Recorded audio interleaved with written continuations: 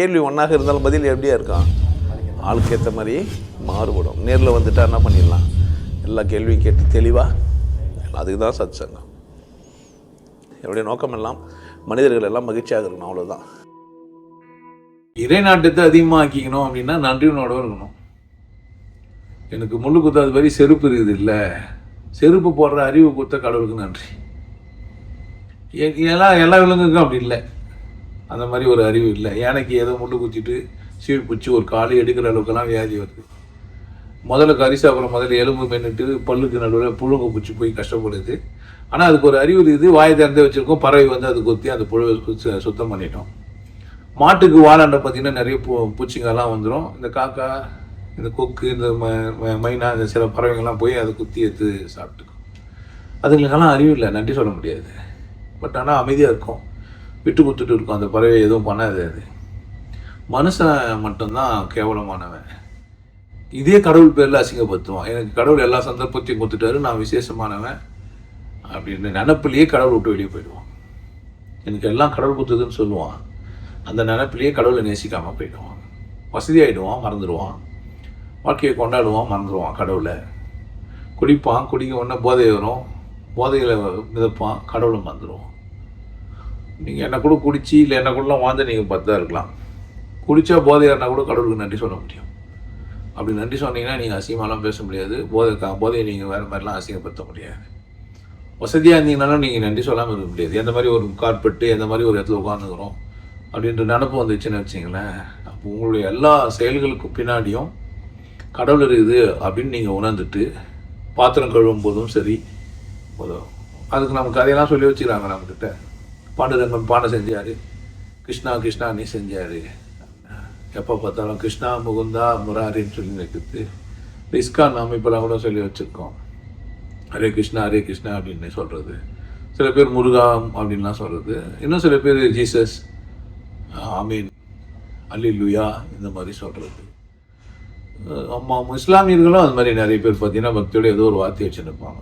அது வெறும் வார்த்தையாக இல்லாமல் உள்ளுணர்வாக மாறி எப்போதுமே நான் பற்றோடு இருக்கணும் கடவுள் மேலே.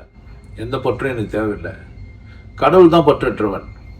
அதனால் பற்றற்றான் பற்றினே அப்பற்றி பற்றவில் இருக்குன்னு. உலக இன்பங்கள்லாம் இன்பமே கிடையாது. இன்பமாக இருக்கிறதுக்கு ஒரு அறிவு இருக்குது பாரு, அதனால தான் நான் இன்பமாக இருக்கிறேன். இல்லை என்னால் முடியாது. செருப்பு போடுறது இல்லை என் விஷயம், செருப்பு போடுறதுக்கான அறிவு தான் என் விஷயம். சமைக்கிறது இல்லை என் விஷயம், சமைச்சு சாப்பிட்டு ருசித்து பார்க்குறதுக்கு தகுதி எனக்கு இருக்குது அந்த நாக்குக்கு.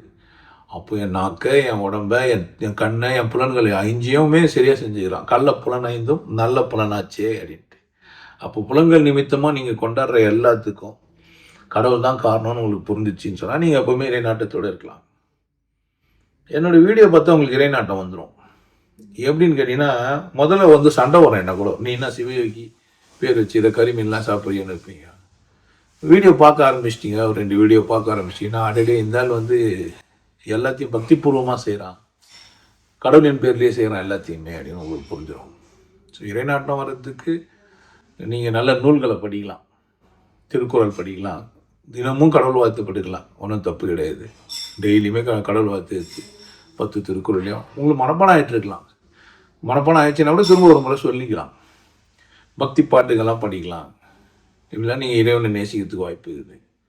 சின்னதாக ஒரு ஊரில் எடுத்தால் சொன்னீங்கன்னா கூட நீங்கள் நன்றி சொல்லிக்கலாம் கடவுளுக்கு, சொந்திக்கிற அறிவு கொடுத்துக்கிறானேன்ட்டு. ஆனால் கடவுள் என்ன போடவே நீங்கள் இருக்கிறதுக்கு நான் சொல்லணும்னு அவசியம் இல்லை. கடவுளுக்குள்ளே தான் நான் இருக்கிறேன், கடவுளுக்குள்ளே தான் நான் நீந்துறேன், நான் கடவுளுக்குள்ளே தான் நடக்கிறேன், கடவுளுக்குள்ளே தான் வாழ்கிறேன். உனக்கு புரிஞ்சிருச்சானா, கடவுள் சொன்னீங்கன்னு உனக்கு புரிஞ்சிருச்சுன்னா கடவுள் நினைப்பு விட்டு வெளியே வர முடியாது. ஏன்னா நான் கடவுள் கூட தான் எப்போவுமே இருக்கேன். அதனால் கடவுள் உணர்வோடு ஒருத்தர் இருக்கிறதுக்கு கற்றுக் கொடுக்க வேண்டியதில்லை. சிந்திக்கணும், சிந்திக்க தூண்டணும். சிந்திக்க தூண்டுறது தான் நான் பேசுகிறேன். என் கேள்வியெல்லாம் உங்களை சிந்திக்க தூண்டுறது தான். மதம் உங்களுக்கு போதுமா இருந்தான்னு கேள்வியே என்னன்னா, அப்போ மதத்தை கலந்து கடவுள்கிட்ட நேசிக்கணும்.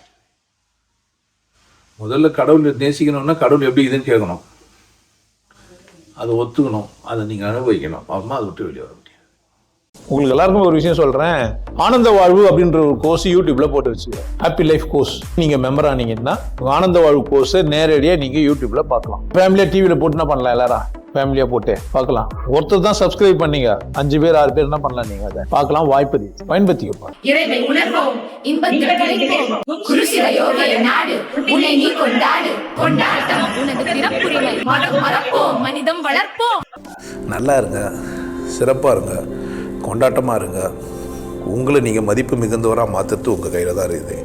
நல்லா இருங்க. நான் ஒரு வாய்ப்பு என்னை பயன்படுத்திக்கலாம். நல்லது.